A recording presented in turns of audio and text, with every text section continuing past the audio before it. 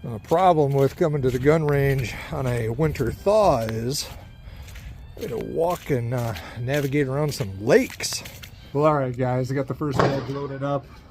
First groups are going to be the Hornady whitetail. Everything's ready to go. My fingers are crossed.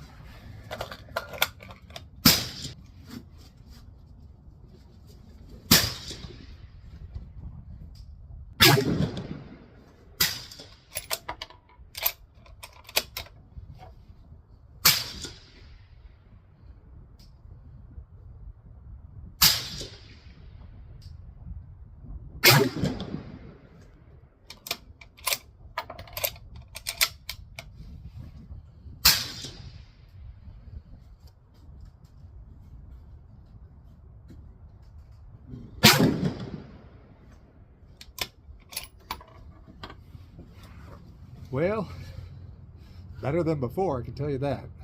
All right, now group 2 is going to be these hand loads.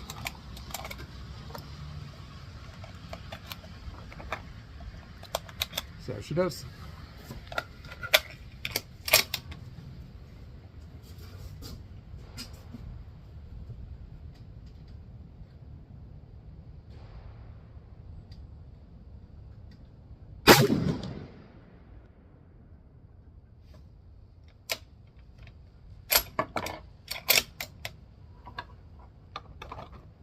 Or give it out.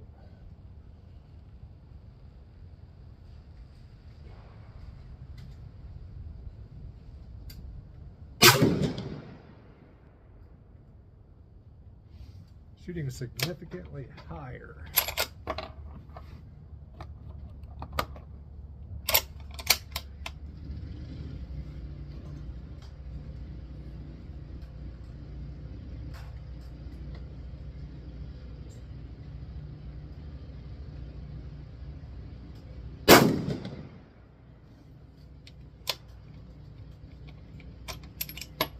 Coming out. I'm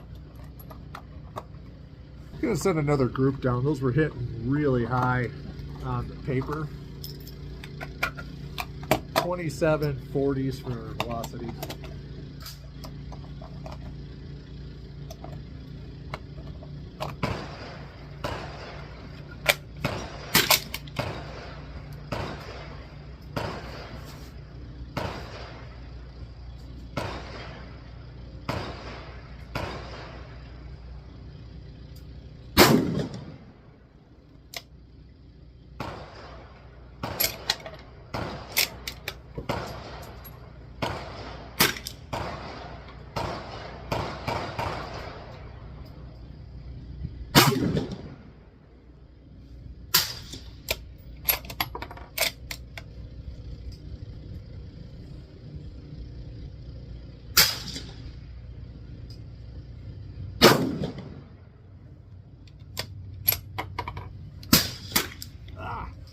We got a shooter. This stuff shot well. This stuff did not shoot so well. I'm going to use it up. I've got the scope adjusted down 1 mil, so I should have a substantially different group on that same target.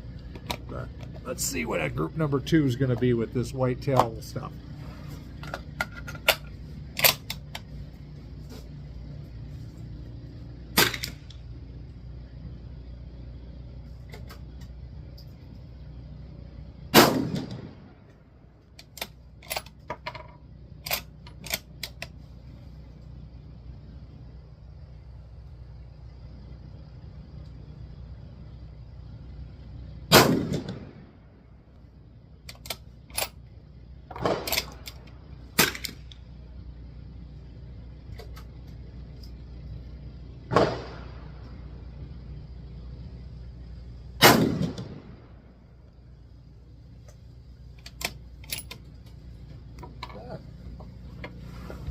Good enough. Let's check it out. All right, I'm working my way down to the target here and navigating through the small lakes. And let you guys know, so shooting that Hornady whitetail, I realized that stuff was not shooting good. I had a couple extras, so I did a shot group of 5. So this is group 1. And this was the next group, and I've got 5. I'll get these measured up, but I got 5 in this group because I knew I wasn't going to use that stuff. I wanted to use those last couple rounds up. But check this out. Yeah, there we go. Gonna get a measurement on this. This the Hornady ELDXs that I hand loaded. So let me pull this stuff, get them measured. Let's wrap this business up.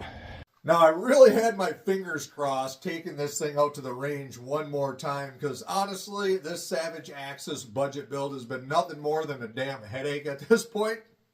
Kind of working through the kinks, the quirks, and trying to decipher what's been going on with this thing and why does it start shooting backwards. Let's take a look at these targets real quick because that's what matters. We're looking for accuracy from this thing. Now, that first ammunition that I was shooting is this Hornady Whitetail 129 grain. This is something that they market for deer hunting.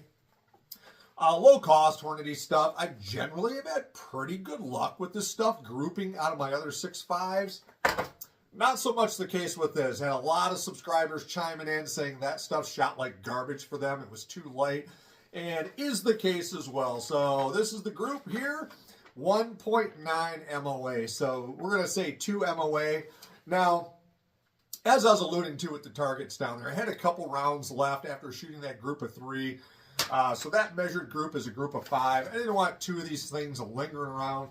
I'm going to reload that brass and use it. Now, what mattered, though, was these hand loads. So shooting the Hornady ELDXs that I loaded up with 41 grains, it did drop the velocity back just a smidge from when I had 41.5. It peeled a few feet per second off. These still do have a substantial recoil compared to these, and the velocity is not a whole lot higher, but this has got a little bit more of a snap on it when I'm shooting it. But what matters with that snap is the accuracy. So these first couple rounds up here were the first couple I shot, and I got worried when that was happening. Now, scope was adjusted. The third shot wasn't even on paper, and these two are quite open right here. And I got a feeling, I don't know what I was even shooting on this last or what was going on, but it took a minute to get some rounds through that barrel. But the final group of 3 right there, this thing's a shooter. I .53 we got out of it. Off camera, I sent down a little bit more, just shooting at a spot on the target. I couldn't run down there back and forth as easy. It was a nice day today and there were people there. A little bit of a pain to get down there and set a target up, and I had some stuff I had to get out of there, all right? So I shot a couple more groups just at a spot on the board, and they were basically just like this. So this thing is shooting .5 right now. Well, get rid of this one, right? Get rid of these, reload them. Hold on to these and hold on to this. So here it is, the Savage Axis budget build. Everything that's been done to this thing. So, I got too much in my hands. We got rid of this thing. This is the factory stock, gone. Factory mag, gone.